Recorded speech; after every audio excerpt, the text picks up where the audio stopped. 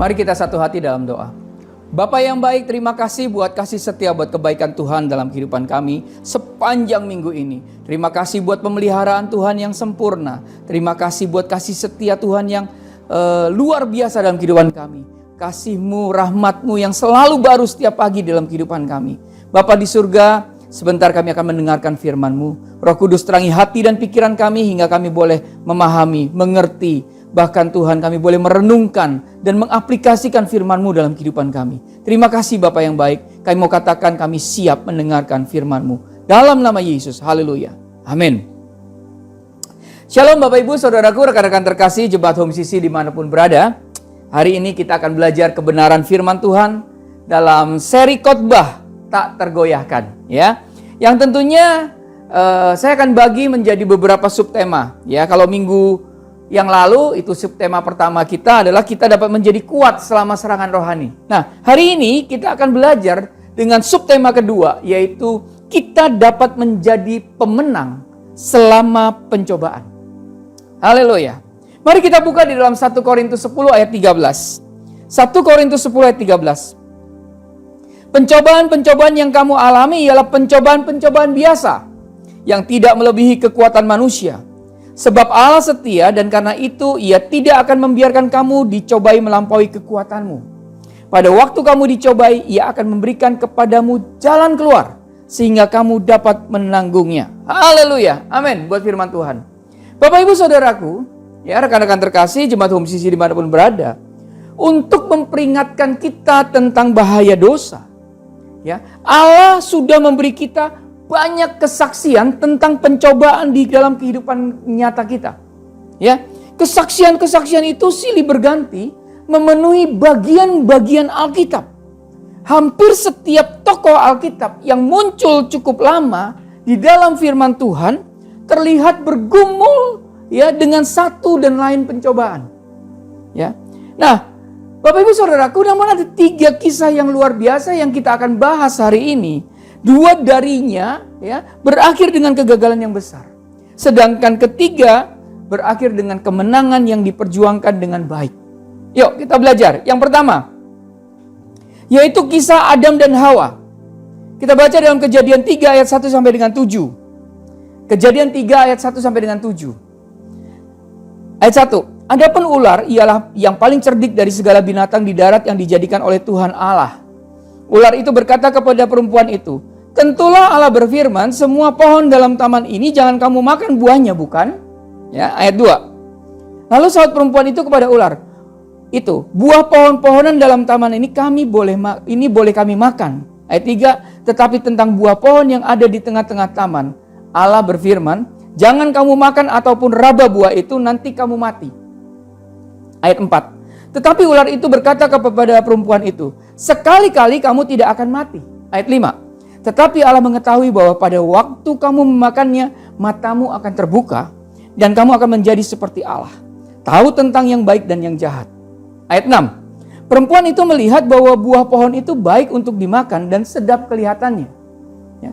Lalu ia mengambil dari buahnya dan dimakannya dan diberikannya juga kepada suaminya yang bersama-sama dengan dia. Dan suaminya pun memakannya. Ayat 7.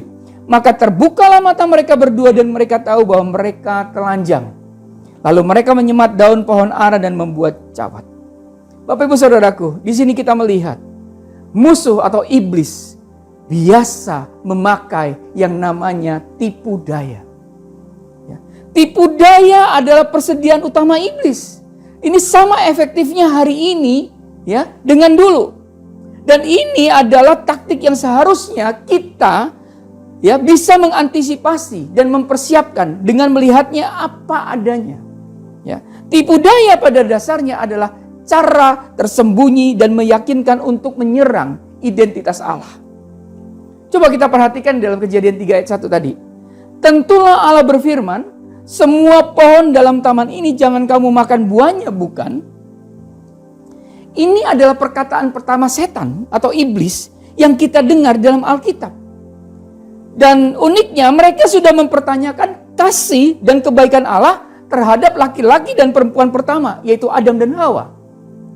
Yang benar adalah Allah telah berfirman bahwa semua pohon dalam taman ini boleh kau makan buahnya dengan bebas. Dalam Kejadian 2 ayat 16. Ya, kecuali satu, pohon pengetahuan tentang yang baik dan yang jahat. Di dalam Kejadian 2 ayat 17. Karena buah dari pohon itu Allah tahu. Ya, karena buah dari pohon itu yang Allah tahu itu akan membunuh Adam dan Hawa, membunuh mereka. Jadi sebenarnya ya Tuhan telah memberi ruang berlimpah untuk Adam dan Hawa dipelihara oleh seluruh kebun makanan. Oleh hutan pilihan yang sangat memuaskan dan bahkan dalam apa yang Dia perintahkan untuk mereka hindari. Itu bentuk pemeliharaan Tuhan yang sempurna. Bapak Ibu Saudaraku, Tuhan melakukannya dari hati Bapa yang ingin melindungi dan peduli pada kesejahteraan Adam dan Hawa. Itulah sesungguhnya Allah. Allah seperti yang telah kita lihat, yang memberkati di dalam kelimpahan, yang ingin menjaga agar kita tidak terluka, agar kita tidak melukai diri kita sendiri. Tapi uniknya Bapak Ibu Saudaraku, sebagian dari kita curiga terhadap Tuhan. Sebagian dari kita curiga kalau itu tidak benar. Kalau itu bukan diri Allah. Dan dalam Kejadian 3 kalau kita lihat, kita melihat musuh kita, yaitu iblis, melakukan kepada Hawa apa yang masih dia lakukan terhadap kita. Yang seringkali membuat kita bertanya-tanya, apakah mungkin kita salah tentang Allah? Iblis itu mencoba menggocok kita, mengecoh kita, ya, mengubah pemikiran kita sehingga kita mempunyai persepsi yang salah tentang Allah. Ya, karena menurut ular, ya, inilah kisah nyata tentang buah dari pohon terlarang itu. Menurut ular, Allah mengetahui bahwa pada waktu kamu memakannya, matamu akan terbuka dan kamu akan menjadi seperti Allah, tahu tentang yang baik dan yang jahat. Ini memutarbalikkan kebenaran Bapak Ibu Saudaraku. Mata mereka akan terbuka. Hanya saja tidak seperti yang mereka pikirkan. Ini iblis. Iblis suka sekali dengan tipu daya. Iblis suka sekali dengan memutarbalikkan kebenaran. Bapak Ibu Saudaraku, memang buah itu terlihat bagus.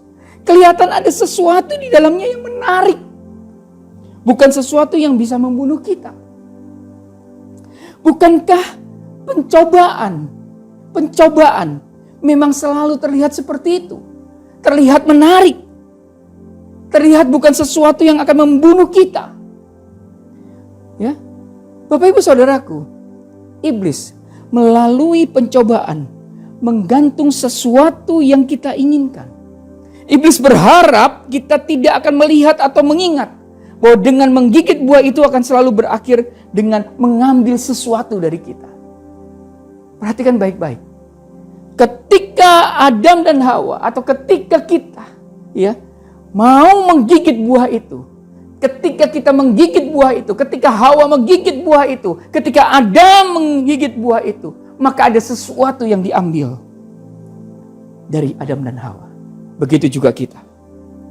Itu hanya permukaan dari tipu daya, bagian yang kita lihat. Bapak Ibu Saudaraku, hari ini apa? Pencobaan-pencobaan kita, godaan-godaan kita. Konsumsi gambar atau video pornokah kita? Konsumsi junk food yang berlebihan?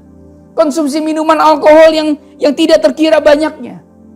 Mungkin itu pelarian, pilihan kita dari tekanan hidup. Bapak Ibu, yang perlu kita renungkan dan pahami adalah alasan apa yang membuat iblis dapat mencobai kita untuk melakukan hal-hal yang berlawanan dengan apa yang diperintahkan Allah kepada kita. Jawabannya adalah ada pertanyaan yang menyesatkan. Seperti pertanyaan ular itu kepada Hawa. Pertanyaan menyesatkan tentang mengapa Allah yang begitu baik dan penuh kasih menyimpan sesuatu yang begitu menggiurkan dari kita. Ya, pertanyaan ini sama sekali tidak benar. Jadi konsep kita tentang diri Allah mesti benar dulu, Bapak Ibu Saudaraku. Ya, bahwa Allah selalu merancangkan selalu dan selalu merancangkan kebaikan dalam hidup kita. Titik. Itu yang harus kita pahami. Amin. Sekali lagi, bahwa Allah selalu dan selalu merancangkan kebaikan dalam hidup kita. Sehingga itu akan menjauhkan kita dari pertanyaan-pertanyaan sesat yang dilontarkan oleh iblis.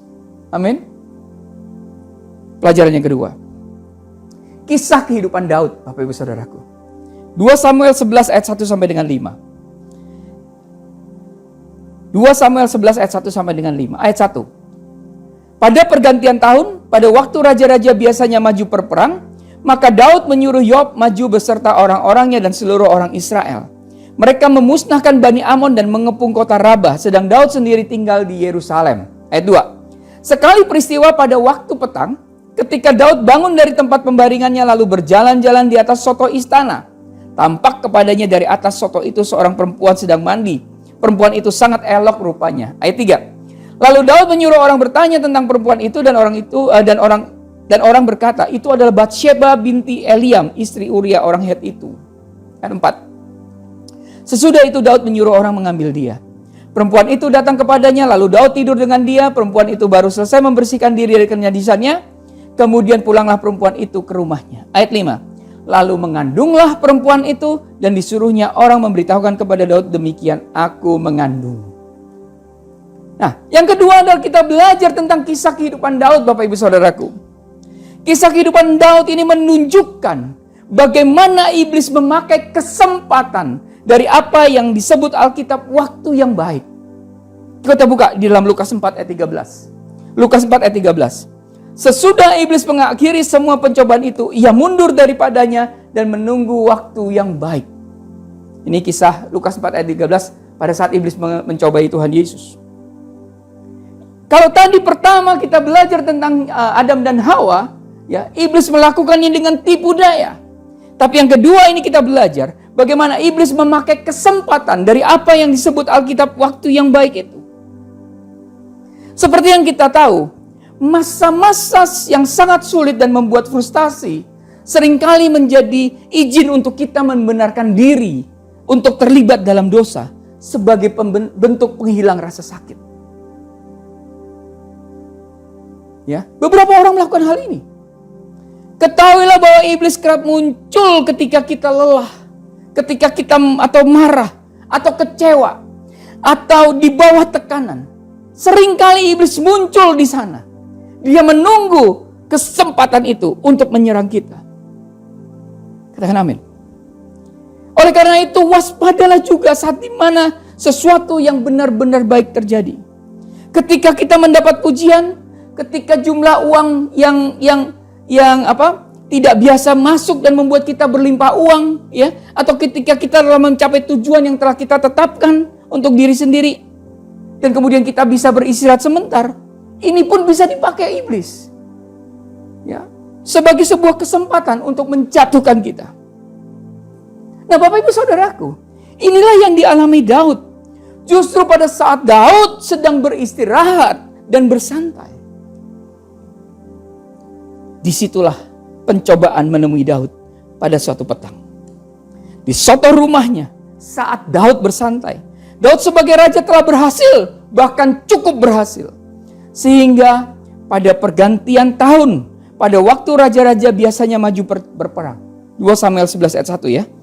Ia memilih kenyamanan tinggal di rumah, duduk-duduk. Tetapi karena dia tidak berada di tempat yang seharusnya, Bapak Ibu Saudaraku, ya, karena yang seharusnya dia harusnya di mana? Ya, ayat 1, pada pergantian tahun raja-raja harusnya maju berperang. Tapi itu tidak dilakukan oleh Daud.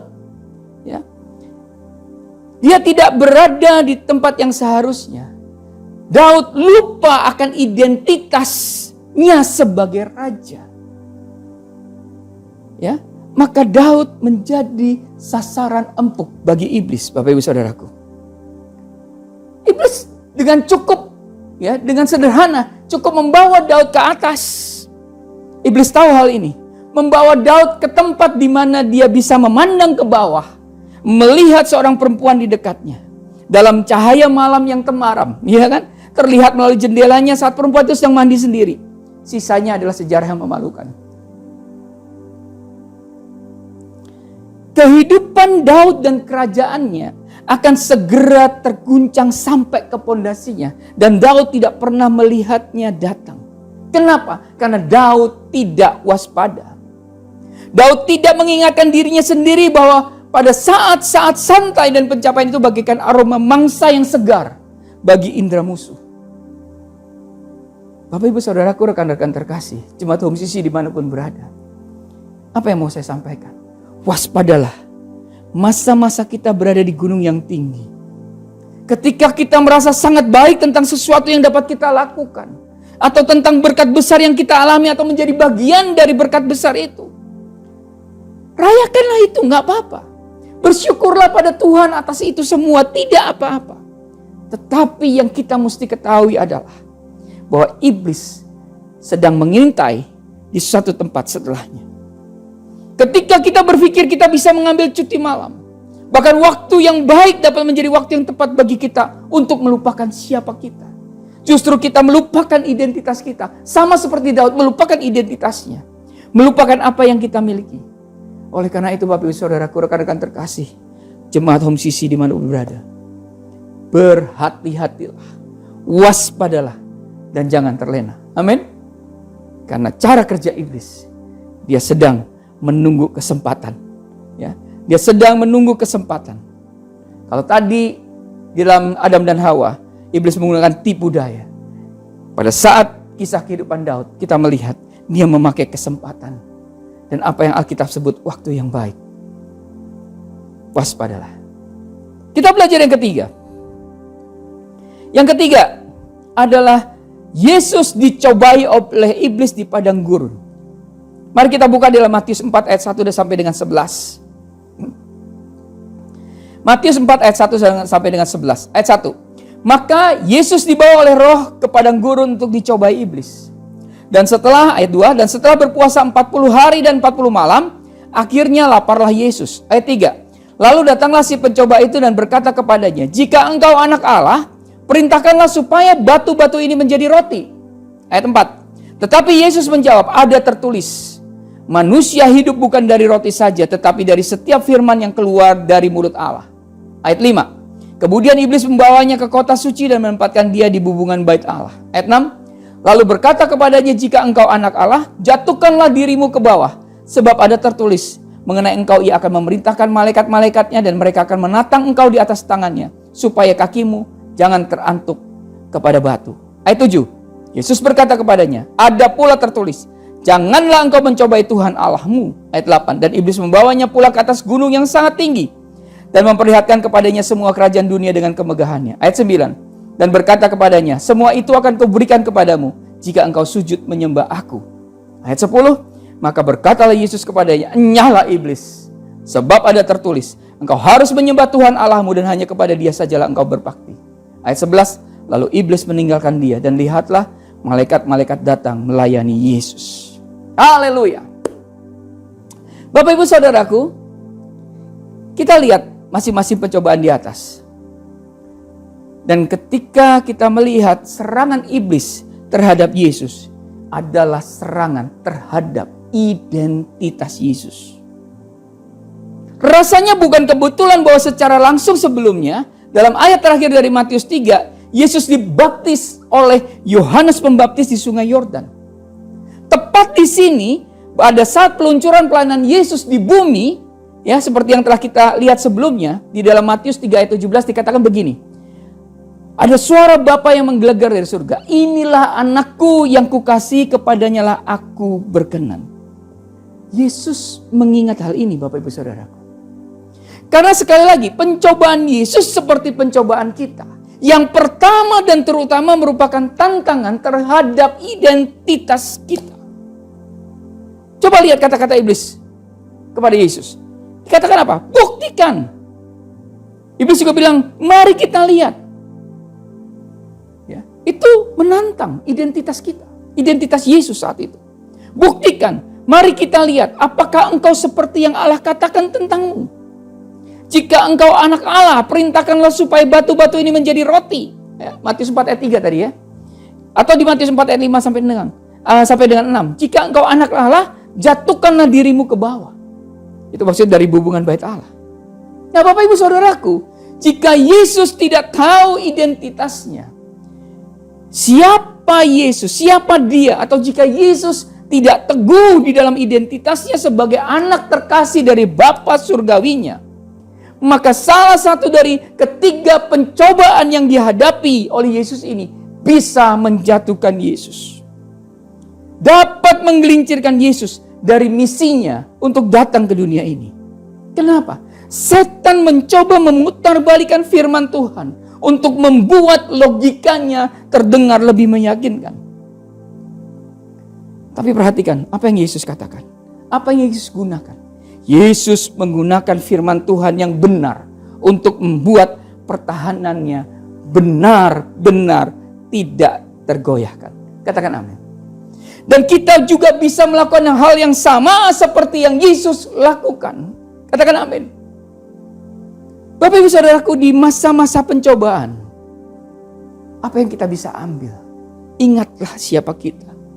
Ingatlah identitas kita. Amin. Siapa kita? Kita ini dikasihi tanpa syarat oleh Allah. Kita dipilih dan diadopsi dan menjadi ciptaan baru di dalam Allah. Kita bebas, kita ditebus, kita berharga. Itu identitas kita Bapak Ibu Saudaraku. Kita diberikan kuasa oleh Roh Kudus. Diri kita yang lama dikuburkan bersama Kristus. Dan kita dibangkitkan untuk berjalan dalam hidup yang baru. Katakan amin. Siapa kita? Kita memiliki ketopong keselamatan untuk melindungi kita. Kita memiliki warisan besar yang menanti kita di surga. Jadi kita bisa berkata, dengan kita tahu identitas kita, kita bisa berkata kepada iblis, tidak iblis. Kita tidak membutuhkan roti berjamurmu untuk memuaskan aku, memuaskan kita. Karena kita bisa melakukan semua hal melalui Yesus yang menguatkan kita. Katakan amin. Bapak Ibu Saudaraku, bayangkan apa yang terjadi pada tingkat keberhasilan musuh jika musuh tahu ini yang akan dia dengar saat dia melontarkan pencobaan kepada kita. Satu hal, kalau kita tahu identitas kita, siapa kita di dalam Yesus Kristus, maka panah apinya tidak akan pernah bisa menyentuh kita. Katakan amin. Amin. Bapak Ibu Saudaraku, rekan-rekan terkasih, jemaat Home CC dimanapun berada. Jadi apa yang kita bisa dapatkan dalam perenungan firman Tuhan hari ini yang kita pelajari?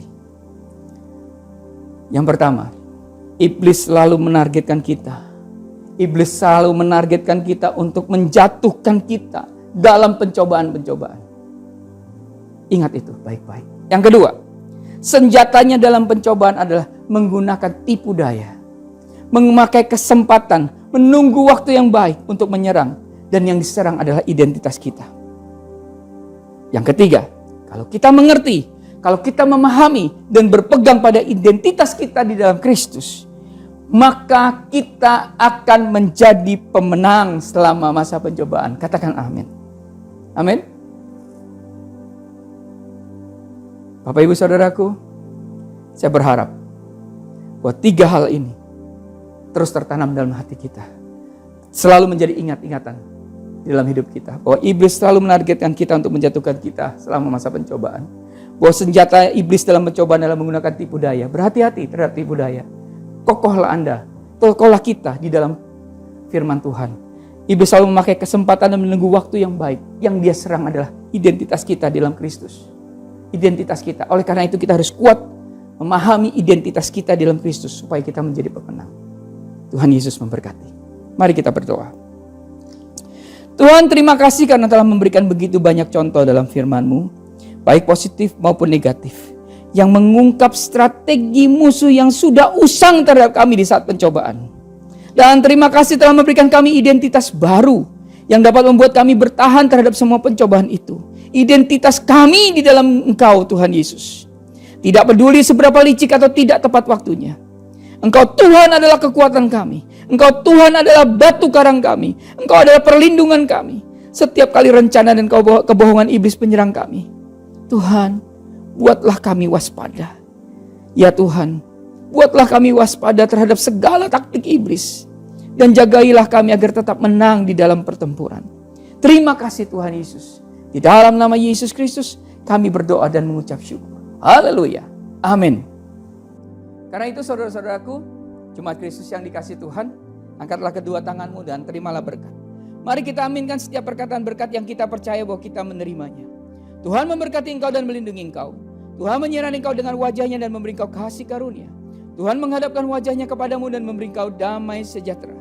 Kiranya kasih dan penyertaan Bapa di surga dan damai sejahtera dari Tuhan Yesus Kristus serta penghiburan dari Roh Kudus terus menyertai kita sampai Maranatha Tuhan Yesus datang kembali. Kita yang sudah menerima berkat, mari kita sama-sama katakan amin. Selamat hari Minggu, selamat berkumpul bersama dengan keluarga. Tetap cintai Tuhan, berhenti menghakimi dan selalu jadi berkat. Tuhan Yesus memberkati.